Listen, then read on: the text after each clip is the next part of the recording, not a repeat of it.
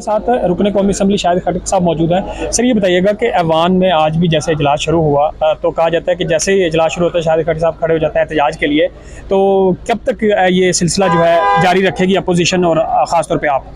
जी देखिए, सारी कार्रवाई बुलडोज कर रहे हैं। होना ये चाहिए था कि आज ये प्रेसिडेंशियल खिताब के ऊपर एजेंडा रखते हैं, ये अपोजिशन को ऑन बोर्ड ही नहीं ले रहे। और दूसरी बात, हमारी लीडरशिप और लीडर जेल में होंगे और ये इधर तकारीर करेंगे, ये नहीं हो सकता जब तक हमारी पार्टी की लीडरशिप को ये लोग रिहा नहीं करते। जब तक हमारी पार्टी लीडरशिप जेलों से बाहर नहीं आती तो हम कैसे इनको बोलने दें। और ये फॉर्म 47 के जरिए उन्होंने मैंडेट चोरी किया है और ये इस ईवान में अनजान लोग हैं, अनजान लोगों को इस ईवान में बिठाया हुआ है, तो इन्होंने तो हमारा मैंडेट चोरी किया है, तो हम कैसे इनको छोड़ दें इधर।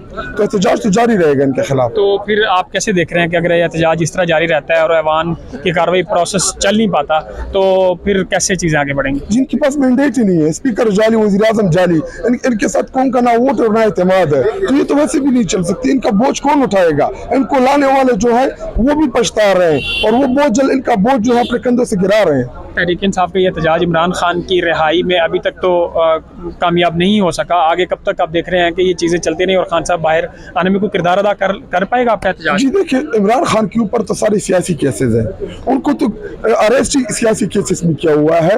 और जिन जजेस ने सुप्रीम जुडिशल काउंसिल को लेटर लिखा है उसमें उन्होंने लिखा क्या है कि जी हमारे पास इख्तियार ही नहीं है, जब हमारी सब की तमाम उम्मीदें जुडिशरी से हैं। और आज भी हम जुडिशरी से इंसाफ की तवक्को रखते हैं कि वो इंसाफ करेंगे इमरान खान की केसेस में। अगर जुडिशरी उनको बाहर नहीं लाती तो हमें बताएं, एहतजाज के बगैर हमारे पास रास्ता कौन सा बचता है? तो एहतजाज तो करेंगे, मार भी रहे हैं और कह रहे रो भी।